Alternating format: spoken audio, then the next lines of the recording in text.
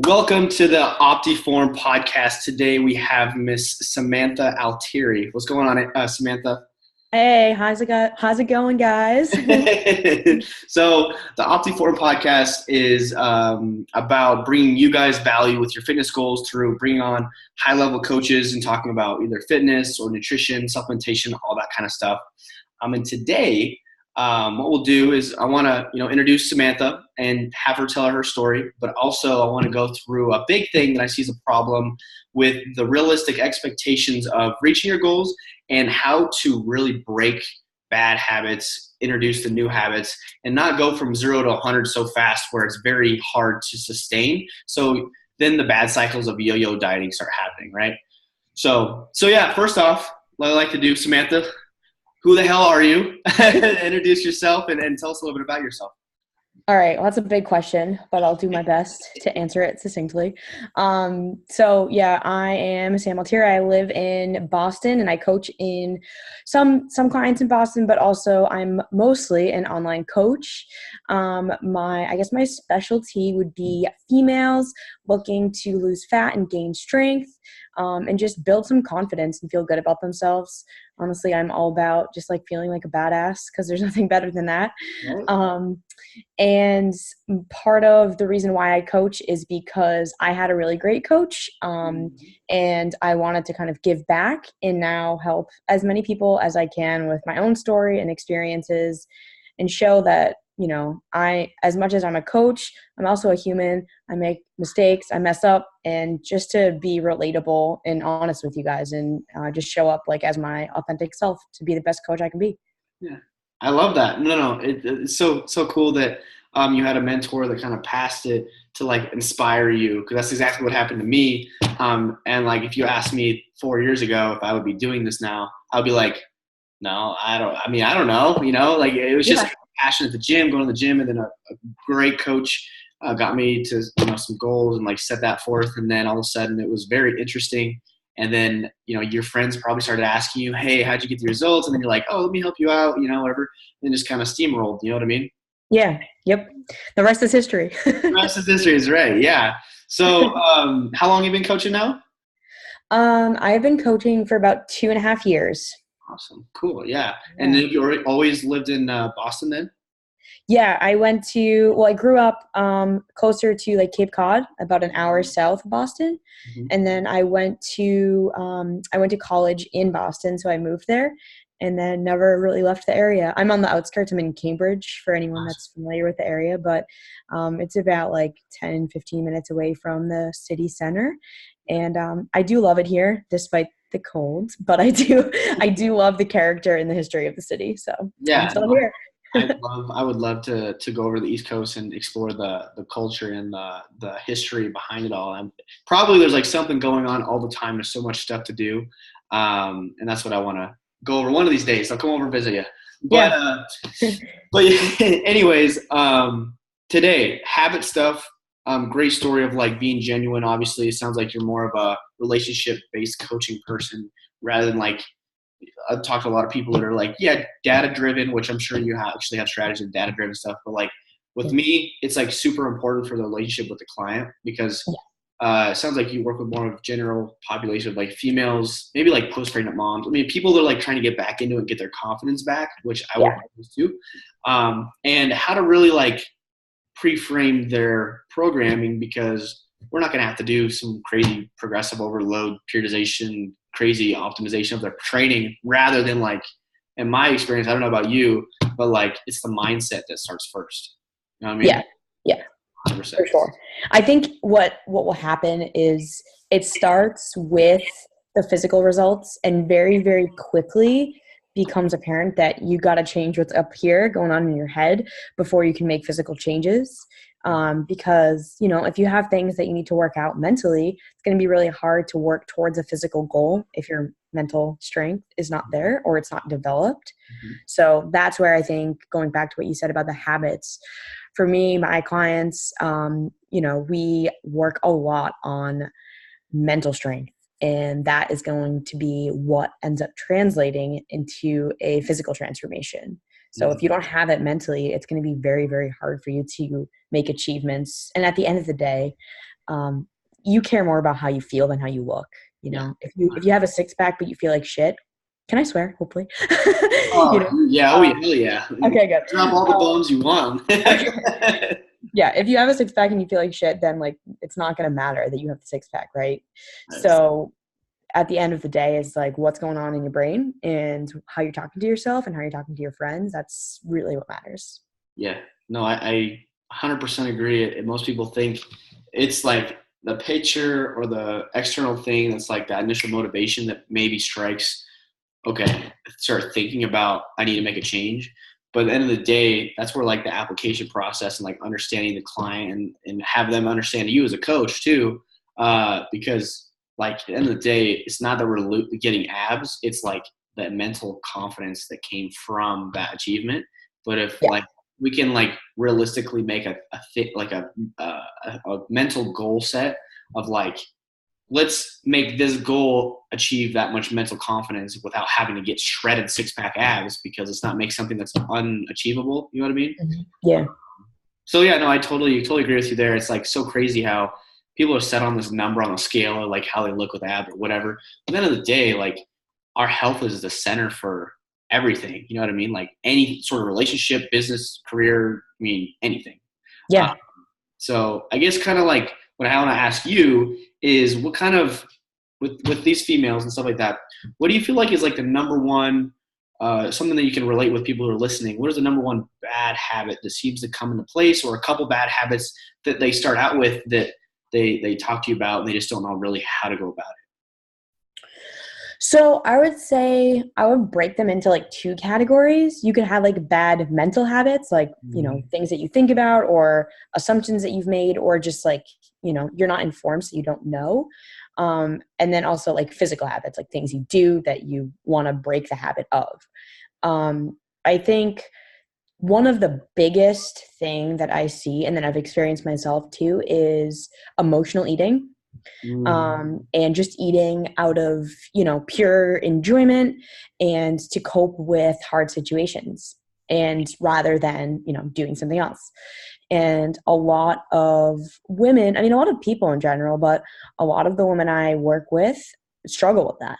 And it's very, very common to, you know, kind of just like want to use food as you know, not like a Band-Aid, but something to temporarily make you feel in that moment. Yeah. And give you that, you know, immediate satisfaction.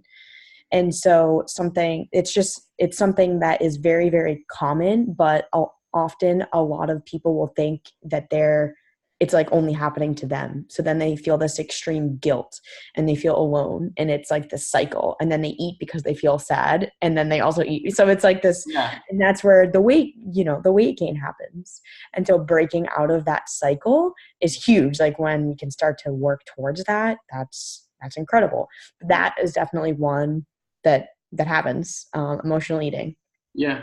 No. Yeah, I totally agree. Like the emotional aspect of stress, or like, you know, whatever's going on in their home lives or their work life.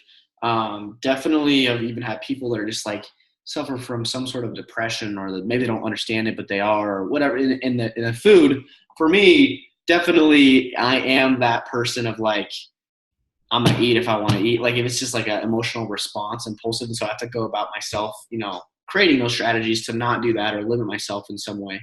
But I agree, and I bet you a lot of people listening can agree with that. Of like late at night, you know, they have something going on. It's usually like at nighttime, right? Like before bed, they just go ham on ice cream, whatever it is, right? Yeah, I think that the big reasons are probably like, I don't know, I'll list a few, but one, nighttime eating for sure. And that's just because they're bored. They've had a stressful day at work, or they're going through like relationship problems with their spouse, with their kids, with like people at work. And their response is to naturally just want to feel better. And so they eat. Right. And so some like strategies, I guess, for everyone listening. Yeah, that's what I was going to ask you, is like, what do you kind of go about to like help that process of transitioning them?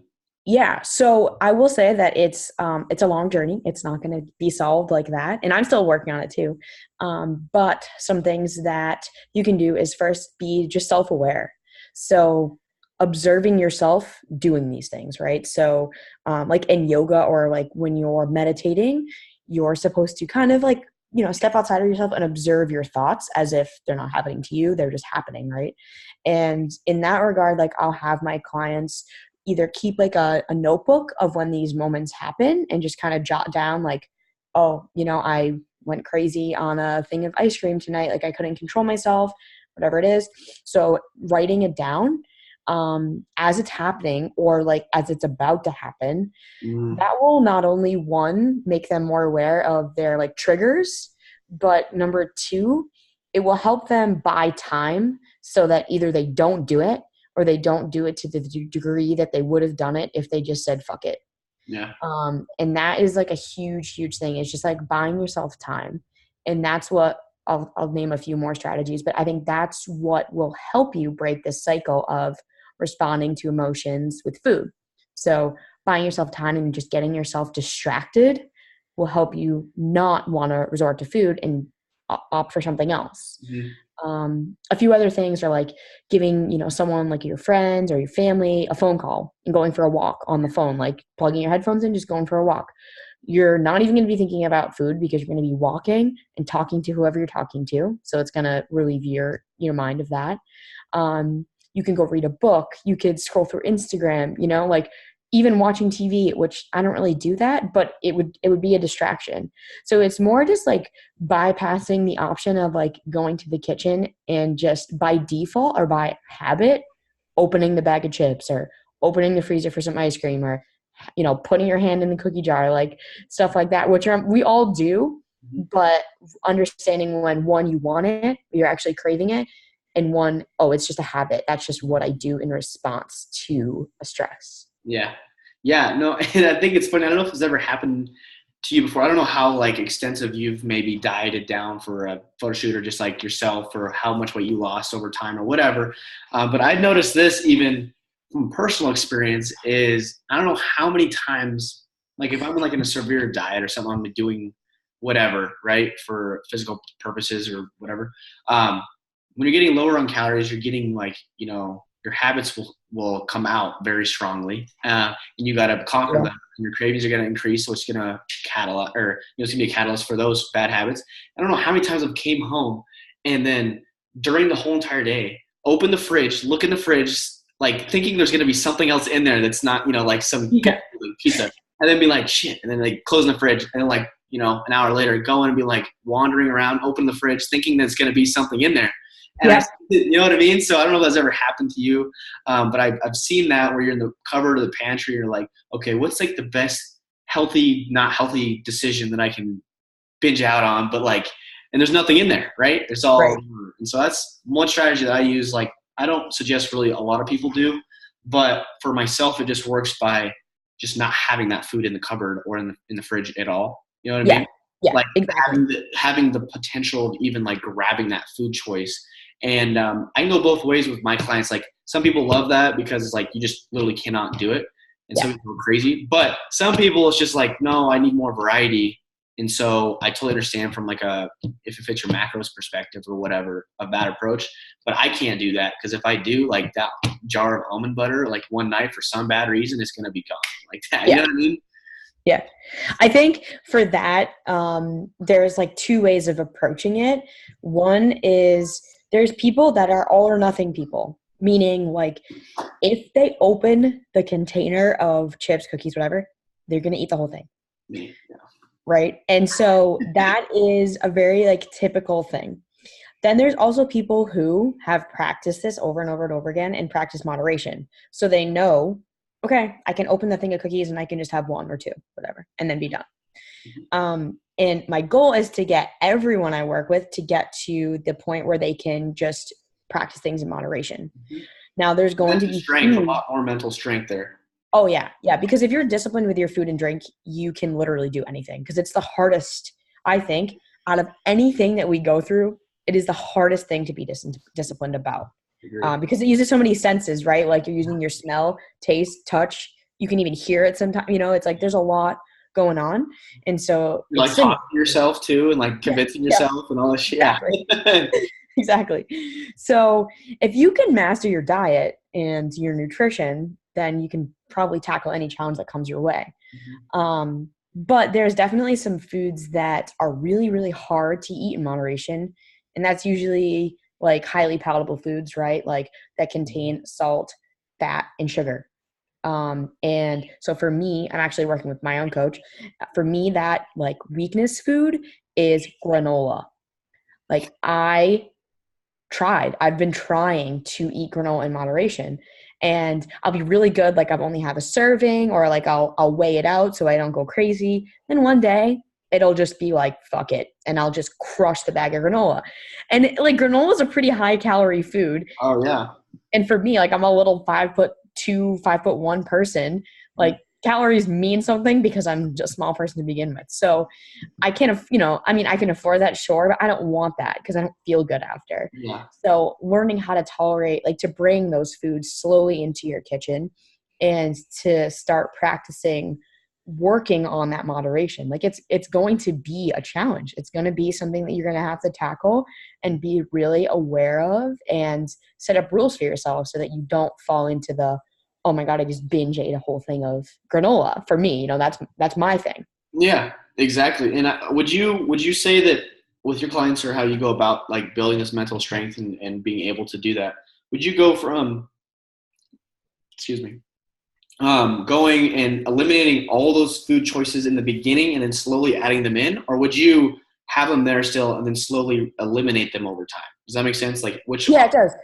I think to start, I would say throw all that shit away because it's not going to provide you any value. And if you already have obstacles in your kitchen and you're already trying to lose weight, like let's get rid of all the obstacles and then reintroduce those foods. So I have some clients that they couldn't have anything like that in the house because they would eat it. And if they knew it was in their cupboard, no matter how far out of reach it was or how inconvenient it was, they'd like climb counters and get that stuff. If you know it's there, you're going to go for it. It's just humans. So I'm like, okay, throw that shit away because you already bought it, right? It's like you've already spent the money, whether you consume it as calories or whether it goes in the trash or you like donate it to someone, give it away to your friend. It's better off not being consumed for your own mental state, right? Yep. So start in a place where you don't have temptations, as many temptations, right? And your environment will help you dictate your success. Yeah, 100%. And that's why like it's so huge for me. That's why I do that elimination is because I'm just a person of like, if I'm going to buy it, I'm going to eat it. So I know that if I go to the store, I'm like, you know what? I don't even know. I'm going to get this today, this huge pint of ice cream or whatever. Like just, have a little bit here and there throughout the week. No. I'm going to go and grab that thing. I'm probably going to finish it the first night or whatever, but I'm going to make sure that I eat all of it. It's not going to be like half gone. Because it's like I paid for it. And then you always in the back of your head, well, other people don't even have food. So I'm going to eat it, obviously. So there's like two different avenues, like paying the money and also like the other people that may not be as fortunate as you are. So might as well I have the same approach. I like what you're saying about eliminating it all and then slowly reintroducing.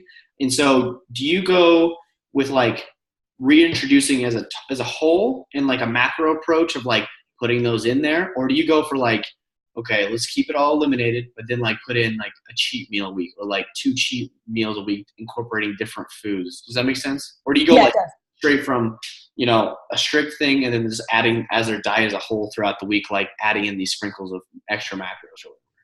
Yeah, so I don't like calling foods cheat or treat or any of that stuff, solely because when I first started losing weight, like I ate super clean and then I would binge eat like absolute garbage.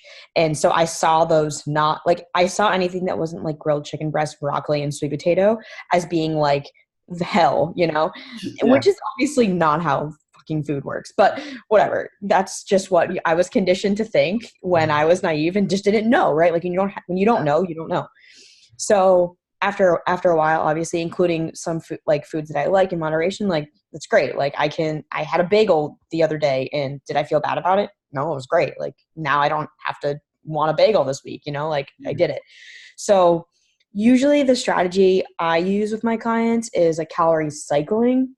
Okay. So they have like higher calorie days, lower calorie days. And I find that that's really helpful for my clients because one, it gives them flexibility. And if someone feels like they have flexibility and ownership of their diet, it's going to make them a lot less stressed, which obviously, as we know, when you're stressed, you have a lot higher cortisol levels, which means you're going to hold on to fat. Like your body's not going to want to lose fat. So reduce stress, and also just easier like social situations. So if you're going out with your boyfriend, your girlfriend, your family, friends, you want to drink, like you can do that, as long as you're consistently hitting your calories and your protein, within the week, then you're good. And I find that that's a really good approach, whether you align your higher calorie days with weekends or with your training days. Like if you have heavier lower body days or however you want to do it, I'll give them flexibility. Depending on, what their schedule is like, what they know their current habits are. Like if they really enjoy like their Asian takeout with their boyfriend on Saturdays, that's one of my clients. She's like, I can't give that up. Like that's my thing. I'm like, that's fine. We will make your high calorie day Saturday to accommodate that, because that's like something that bonds her and her boyfriend. Yeah. And you don't need to give that up because there's no need to.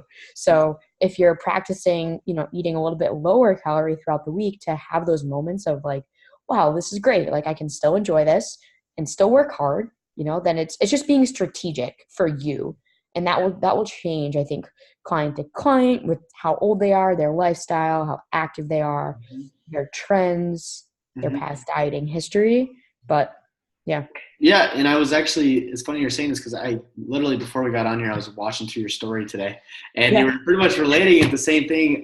It's like, it's going to be different for every single person that's, going through their journey, whether it's like, for example, I've worked with like CNAs, which do not have a break for like 12 hours straight or whatever. They're going to have to be different than somebody who's working at home and they have flexibility with whatever. But I really like what you're saying about empowering the person to take ownership over them doing it rather than you just giving them a tool and then like saying, hey, if you don't do this, like the hell's going to break loose. You know what I mean? So doing the calorie cycling, I like that. I like going, there's two different ways because depending on the client, obviously, like you're saying, but higher calorie days, I like that. And more people that are like lifestyle, like flexible and they like to go out and eat a lot. And then there's like obviously people that are just like, no, I need more structure. I need more like, I don't want to, because that's kind of how I am in a sense, because I don't like spending a shit ton of time like thinking about and tracking things and like thinking about my strategy. I'd rather just like, all right, we're going to just plan this out and then I'm just going to eat this. You know what I'm saying? So everybody's different. But I'd say that if you are that person that's like wanting to be more flexible, kudos, like that's badass. But just know, like, you can't just like, okay, so now I'm set loose. It's like, obviously you have to set boundaries and like, plan out of that recycling of like how you're going to track stuff, because obviously it takes time to pull out a cup measurements or this, that, and other thing to measure the stuff or kind of eyeball it at the restaurants and stuff like that. It takes time to obviously plug it in your app and stuff like that. But that like a minute or less of doing that will create like way better effects than you eating a crap ton and then you're a week behind because you didn't do it correctly that week. You know what I mean? Yeah. So I like that a lot. That's some people, they're calorie cycling, and this is okay because you learn from it. We'll start with calorie cycling if that's what they want to do. And then what they find out is they just eat a high calorie day every day. And like, we can't do that because then you're not dieting as much as you need to. So then was like, okay, we're going to get you back to a single digit, that number is going to be the same every day. And what I like to do too is I don't give like a certain number. I'll give a range. And that also gives them a little bit more, I would say not flexibility, but more just like less chances to feel like they fucked up. Because if I give a calorie number, like if I'm like, okay, you know what, you have to eat 1,800 calories a day, right? And if they eat 1,840 calories, they're going to lose their shit, feel like they messed up. And then what are they going to do the next day? They're going to eat 4,000 calories because they feel like a failure, right? 40 calories. One of the two. Yeah, exactly. Like 40 calories in the scheme of things is really nothing, right? Like in long-term strategy, we're talking Yeah. lifestyle. We're not trying to like Yeah. shed 20 pounds in a week. Yeah. So, but people have those expectations. So I'm just trying to make it real. But if you give them a range, so if I say, okay, I want you to eat between 1750 and 1850, obviously the middle being 1800, then they have some wiggle room. So some days maybe they're in the high 1700s, maybe some days they're in even like the low 1900s, some days they're in the low 1700s, but their average is about 1800. And so they feel like, okay, there's not this strict rigidity. I still have rules, but there's a little bit of built-in flexibility so that I don't feel like I just let the ball drop and like totally screwed up. Mm-hmm. Yeah, no, exactly. I like that because the more precision that's required, the harder it is for the person to obviously achieve it. And obviously somebody that's starting with a little lower self-confidence or lower like expectations of thinking they can do it before they start a program. So before they start losing weight, usually people are like in that, I don't know if I can do this. And then once they lose their first couple of pounds and they're like, okay, now the ball starts rolling and they can stick to it a little easier. But so, habits, eliminating the foods, incorporating them, calorie cycling, making some ranges. I love these strategies.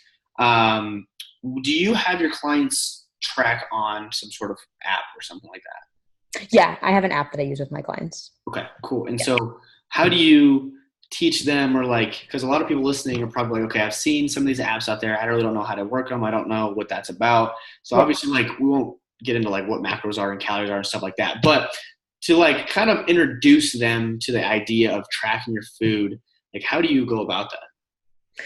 So what I'll do is the app that I use with them is MyFitnessPal. And that's just because that's what I started using like, I don't know, 4 or 5 years ago. And I really like it because it's pretty simple. And it has almost every food you could ever think of in the database. Yeah. Anything from like Chipotle's burrito bowl with like custom added guac to, almond milk with. That must be what you get. Yeah. Maybe. But like there's everything in there. And almost always, if you can't find exactly what there is, there'll be a pretty close comparable. And there's also a way to scan barcodes of foods that have a barcode on it. So like, for example, I just did this yesterday. I bought some chicken sausages. I'm like really into chicken sausages right now. I don't know why, I'm just going through a phase, but I had never had this brand before. So rather than typing it in, I just scanned the barcode and bam, it's in my calories for the day. It's got all the breakdown of all of the macronutrients and micronutrients, and I don't have to do a thing. And it took me maybe 15 seconds to do. It was not inconvenient or annoying. I just did it and moved on. So for me, like eliminating like a difficult interface or an inconvenience or just like added time and stress, that if those barriers keep popping up, clients will be a lot less likely to do it. Right. So the easier you can make something, the more adherent then they'll be. Yeah, exactly. And that's the cool part now is they're incorporating those barcode scanners. Excuse me. But that's helping that process, because I see that's where the disconnect is now that like flexible dieting stuff is becoming a little like obviously more mainstream and all that stuff. And they're having these apps for being able to track all that stuff, which is super helpful instead of typing in every single food on Google and trying to figure out the nutrition. Yeah. So it's really cool. And the barcode scanners allow you to, like you said, 15 seconds. It's exactly what it is. You don't have to type anything in, and it adds it to your total count. So for people that are like maybe worried or listening that are worried about learning how to track this stuff, like not only is it super simple that you could probably learn it in 5 minutes, but I'm sure that MyFitnessPal and other platforms like my own app, they have even video tutorials now that like lay out, or if you type it on YouTube, I mean, like there's a bunch of resources out there that you spend like 5 minutes, and then you'll understand it because it's super simple. I mean, all you're doing is just adding things to a list, and then it's calculating everything for you. But the significance, like why I'm bringing this up, is because that right there is so important to like follow the strategies of what Samantha is talking about, right? Most people want to think about, I got to do like all this crazy training and nutrition, like manipulation, all this stuff to lose this weight. But in reality, it's like usually just that simple thing out here that if you just did that, that's going to give you the results faster and more efficiently, consistently, and all that kind of stuff, right? Yeah. I think too, going just a little bit farther into the tracking thing, a lot of clients don't want to always track food because, well, it's easier to not. But that's usually why they're not reaching their goals. Yep. Because they're not actually aware of how many calories they're eating. Like they'll tell me they're eating 15, 16, 1700 calories, right? And then I'm like, okay, we're going to track calories first month, right? And I'm like, include everything, condiments, alcohol, beverages, the sugar you add in your coffee if you do, all this stuff. And then what do I see? If they're honest, right? Probably 500 to 800 calories over what they thought. And I think that's like totally normal for us to underestimate how much we eat and overestimate our calories burned through exercise or activity level. And that's just because we like to think that we're like, better than we are. It's just like part of exactly nature, Yeah. But like at the end of the day, tracking just keeps you honest with yourself, because it's really easy to be like, oh, I had some cheese. Oop, I had a bite of my kid's meal. Oh, I had a bite of that protein bar before my workout. It's like, yeah, those calories don't seem like that huge. But if you add that up, if you do that every day and you add that up over the course of the week, that's 1,000, 2,000 calories that you're eating that are going to, be maybe the reason why your fat loss isn't happening, or maybe be the reason why your fat loss is happening a lot slower than you want it to. And it's just making you more aware of really what's going on and not blaming like external circumstances. It's just like owning up to it. Exactly. And I think the cool part is once you can kind of come to compromise with like understanding that, okay, I need to track this, whatever I'm eating, no matter what. Then, so that's what happened like with me. Like if I just started going more just a flexible approach and stuff, I won't even want to eat as much because then I know I have to freaking track it. You know what I mean? Yeah. And that's like human psychology. Like it's there, this is there for a reason. It's like if I had one of my clients do a food photo diary because I didn't want to track the calories in the app. And I was like, okay, let's do photos. So like, okay. And it's funny because she was so used to eating, I think it was like, a half of like a chocolate bar or something after lunch. And then she was about to take the photo and she's like, fuck, I don't want to send this to Sam. So then she didn't eat it. And it was solely because she was accountable to me. And so like knowing that I'm going to look at calories or like look at food logs for my clients and just like give them some strategies gives you that extra layer of accountability that's going to help you make progress. So another huge thing obviously is being accountable to something other than yourself, just because it's easy to let ourselves down. 100%. It's super easy now. And it's like not being good enough or all that kind of stuff. And that's what I use. Like what you just said about the food diary, pictures and stuff. I like that. I've only had to use it a couple times now, but you can tell, especially with like, if they're a little bit like on a flexible schedule on their check-in times, which I'm like, nah, I don't like that. Like it needs to be, that check-in stuff needs to be pretty structured with me. But you can tell like I did that once where I was like, okay, show me your logs. And they showed me their logs. But they could like easily in 5 seconds delete that one thing. And or I'm like, okay, start sending me pictures. And then they can like, obviously not send a picture of them eating it. But it's like the amount of going and get like trying to cheat the system of like you ate something and you're supposed to take a picture of it and you're like thinking about it in your head, you're like, man, I'm not losing weight, but I know you know what I mean? Like I would feel guilty about it. Yeah, exactly. So the amount of like to really go back to that level of things usually isn't common.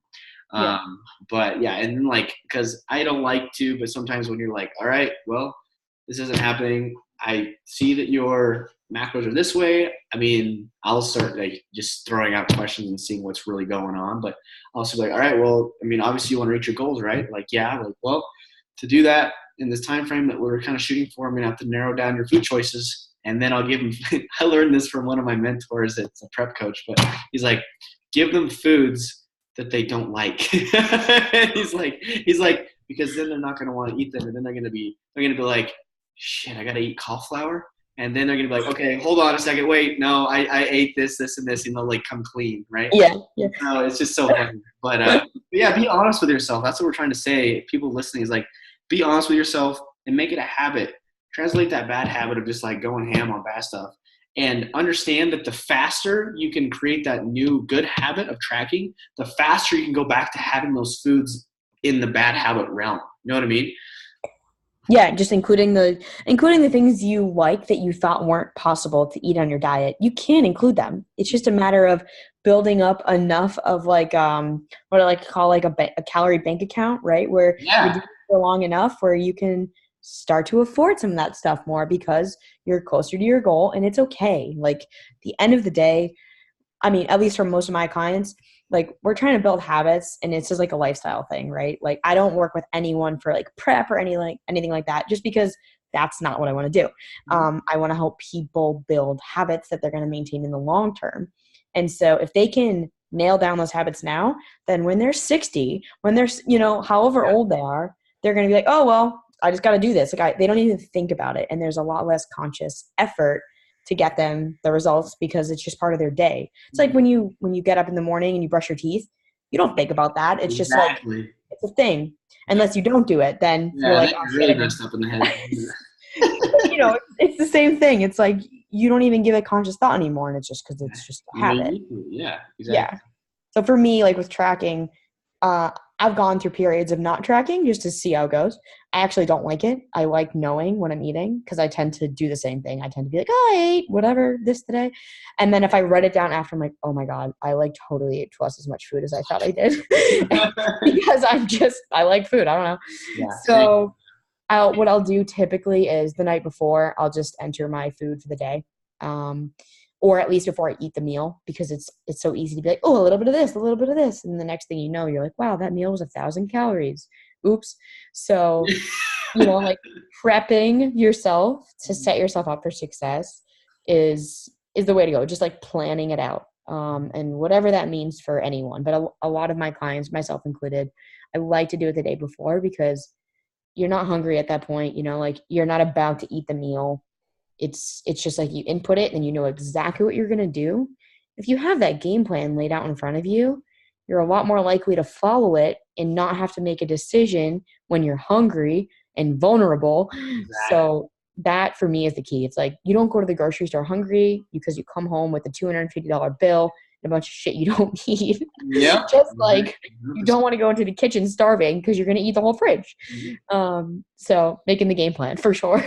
Yeah, no, I agree with you. And it's funny how like those simple, tiny tweaks change the whole entire game. Like it's just so simple. And that's what, obviously we're trying to give to people is like how simple it can be if you just like buy into like just following this simple strategy. But no, I know you got to get out of here. But I want to do like a little recap. So first off, habits. We went through habits and, eliminating just throw that shit out. Just all the candy, it's Halloween, throw that shit out. Like, just get rid of it. Don't even give yourself an opportunity to let yourself down, right? Yeah, or bring it to like a food pantry or something. Or that, whatever. Just don't leave it in your home. Exactly. And then with that, and like, obviously then you'll have time to like, reintroduce those foods probably sooner rather than later, like sooner than you think that you'll be able to. And then you start enjoying, having a piece of pie or whatever with your family, like going out, like you said, your client with the Asian takeout or whatever she has. Yeah. So then like the second thing was the habit. Tracking? Yeah. No, that was the third thing. Tracking was the third thing. And then, so like with the app stuff though, super important to like, don't get like have anxiety about like, oh gosh, I'm not going to know how to do this stuff. Like it's super simple. Start making a habit because and hitting the calories. Mm-hmm. Oh, the calories. Yeah. Strategy with the calories. So like track your calories. Then once you have that down, don't make yourself so like precise. Like I got to hit this exact amount. Otherwise it's just a formula to fail because you're being hard on yourself. Like don't freaking put yourself in a position to fail. Cause obviously at the end of the day, like we're trying to make ourselves happy. Right. So I would really like the ones that you said the ranges and then like planning out, like you're saying of like the weekends or like your social person. So you go out and you have a couple drinks or whatever this and that, totally cool. Just plan it out and like think about the ranges to hit. So at the end of the week, you're still in that deficit that you are wanting, right? Yeah, exactly. Other than that, do you have anything else, Samantha? Do you have any like advice or anything before you get off here? I think the biggest advice is to just like chill out, like chill the fuck out. Like it's literally, I think a lot of us get super stressed out about trying to lose weight or change their bodies or like get in the best shape of their life. And it's important, right? Like it's great to feel good and to be healthy. And I want that for everyone. But also you don't want to do that at the expense of your like mental health, right? It should be enjoyed, and this is like a lifestyle thing. Like you're not going to go from being 100 pounds overweight to having abs like that, you know? And so understanding that there's a timeline and just getting real with yourself, having a coach to help you through those times, because it's going to be okay, and just, you know, lighten up a little bit. And I think the only other thing is like, if you mess up, this is what I've learned from one of my coaches, is like, if you mess up, just get back on track. Like you literally can't fuck up unless you quit and say, fuck it, and just don't try again. Yeah. So, don't do a bunch of cardio. Don't starve yourself the next day. Just go back. And I've gone through all of that. Like I've done that. I've been like, I'm not going to eat anything bad. Like, what does that even, no, just reset, you know, like go to sleep, wake up, and be determined to do better. And you will succeed. Like this is a lifetime journey. You're never going to arrive at a destination. It's more just about like getting to a place where you're constantly bettering yourself, and finding a group of people or a coach or whoever that can help you help you and support you in those goals. Yeah, I agree 100%. I love it. I absolutely loved having you on, Samantha. You brought a lot of great information. I think it's going to relate with a lot of people. So yeah, again, thank you so much for hopping on here. Yeah, thank you so much for having me. It's been so fun. Yeah. So what I'll do is I'll put all of her IG and email and everything in the description, so you can contact her if you have any more questions. Also, I'll put my stuff in there too, so you can contact me. But other than that, thank you again, and we'll have to do it again sometime. Hell yeah, for sure. Enjoy sunny and warm Arizona. Yeah, you enjoy. I don't know, how cold is it there? I don't even know. I'm scared. I have to go outside soon, so I'm going to put on a few jackets. Yeah, do enjoy it if you're going to the gym or whatever you have the rest of your evening, but we'll talk soon. Sounds good. Right. Awesome. Thanks.